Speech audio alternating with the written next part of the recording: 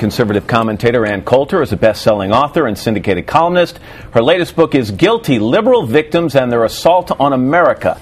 Ann, good morning. Nice to have you here. Good morning. It's great to be here. I want to talk about Burris in a second, but let me just get to this little controversy. You've been all over the blogs in the last day or so. We canceled your appearance here on Tuesday, and from what I've been reading, you thought you were banned for life from the show.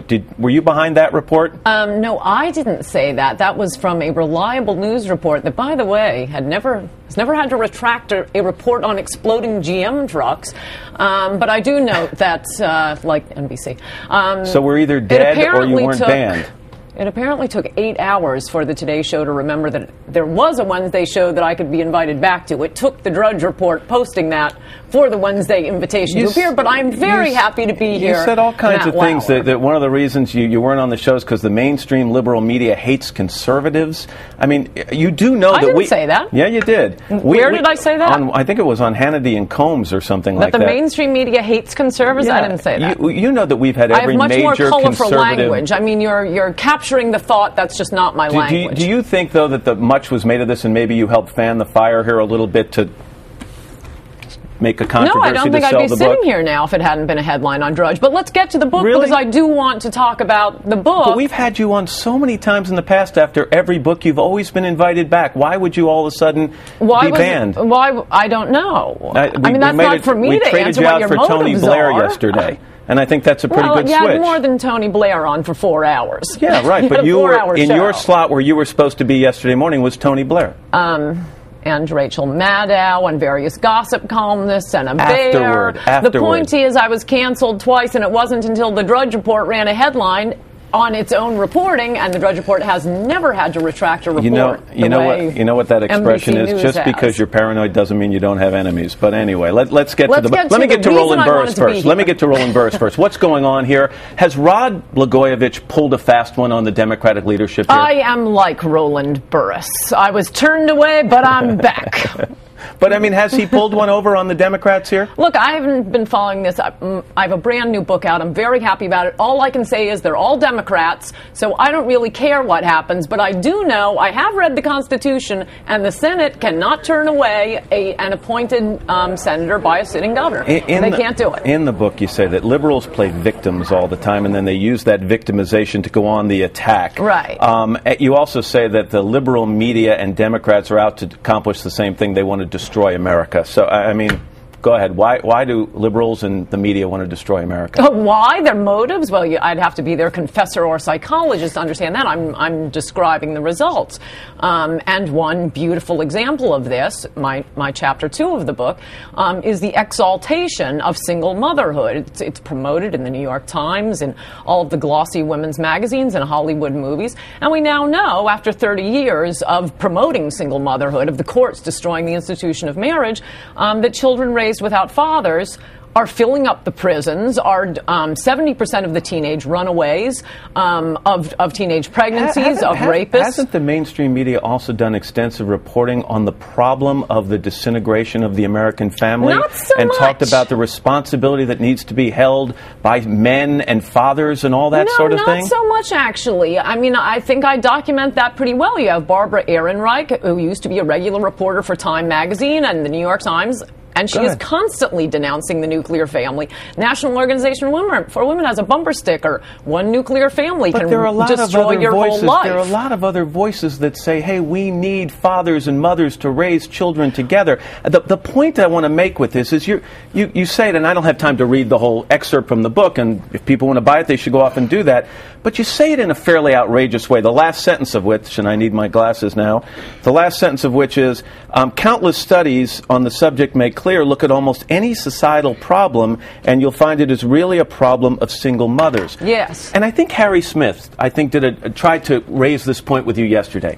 When you make outrageous comments... That isn't outrageous. That's a fact. When you make outrageous comments and you use that kind of venomous tone, in some ways, do you cut your own credibility off and take away from the real viable points you make in some of this? Okay, can I answer now? Sure. It'll be more than half a sentence. No, I mean, on one hand, you just said, look, the mainstream media, we're totally standing up for the nuclear family, and then you turn around and say that the statement you just quoted is an outrageous statement to make. No, I said there would be more than one. It would be more than half a sentence.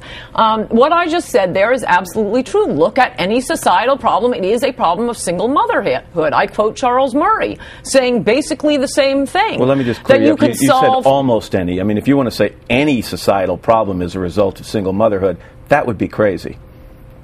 Any. You said almost. Even in your book, you say almost. Oh, okay, but I'm speaking extemporaneously. You're going to take I'm just saying. Do you think every societal problem? No, I describe what they are in the book in great detail and with enormous numbers of statistics. I mean, it's not a static problem because new illegitimate babies are being born every year, being raised without fathers. New runaways, teenage runaways, new murders are occurring every day. So, it changes. But study after study for years have shown that 70% of the prison population. Children of unwed mothers, 60 to 70% of teenage runaways, teenage pregnancies, teenage murderers, teenage rapists. In fact, there's a liberal institute, the Progressive Policy Institute, that says if you take out the factor of illegitimacy, the difference in black-white crime rates completely disappears. This is a massive problem, and no, the mainstream media does not discuss it. In fact, you're shocked by this line of mine, and unfortunately... No, I only read one line. Republicans... The section in the book goes on in some other directions that I think are over the line. That's the reason I made the point. Well, quote that sentence to me then. Let me do this. Let me ask you this other thing. In the book, throughout the book, you refer to the president-elect, Barack Obama, as B. Hussein Obama. Not throughout the book. Well, I sometimes call him the Angel Obama. In a lot of places. You don't refer to President Bush as G. Walker Bush. Why would you, if not for the reason of appealing to the extreme readers of your book who still believe, despite all the information and despite the fact it's simply untrue, that he's Muslim? It's not untrue that that's what his middle name is. But why would you refer to him in that way when no one else refers to him in that way? He refers to himself that way. As B. Hussein Obama? We now know that he likes his middle name. But as B. Hussein Obama? He's announced that he's going to use his middle name now. Well, so I think George Walker Bush... You act like this is a hate George Walker Bush crime enjoys to use his middle name too, but he doesn't call himself G. Walker Bush. I'm just saying you don't refer to anyone else in that way. Okay, but by I think it's insane to act like using someone's actual middle name is some sort of vicious hate crime. Point one. Point two. Why take his first name out of the mix? Because we just went. I mean, it is funny, Matt Lauer. I'm not going to deny that there is something ironic about having just gone to war with an enemy named Hussein, and they're running a guy whose middle name is Hussein. This would be like Republicans. I'm going to finish the sentence no matter what you do. I didn't say a word. Oh, yeah, we're getting ready.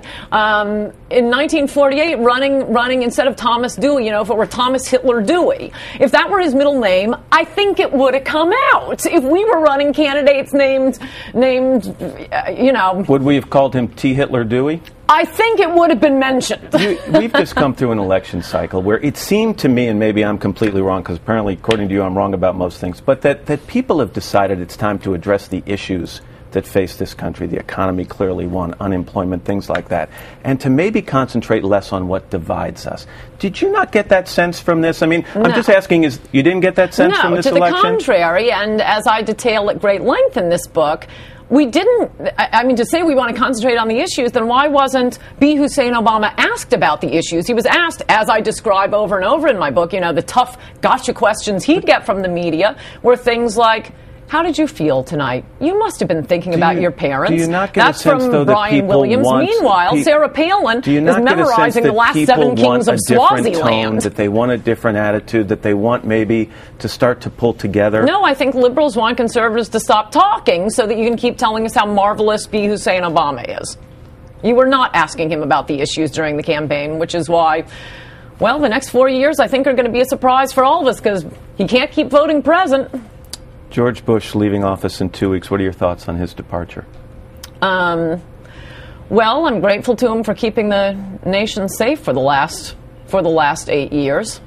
We'll see if that continues. We don't really know that much about what the president-elect is going to do because he was being asked so much about how he thinks his parents would feel tonight. You must have been thinking of them. And how do you think the Republicans will come after you? The book is called Guilty, Ann Coulter. I'm glad you're back. Oh, so am I. Thank you. It's good nice to be here. See you again. All right. We are going to, by the way, you're not banned for life, obviously, okay? Your next book comes Thank out. you. I'm sure delighted to hear that. You'll be sitting right here again.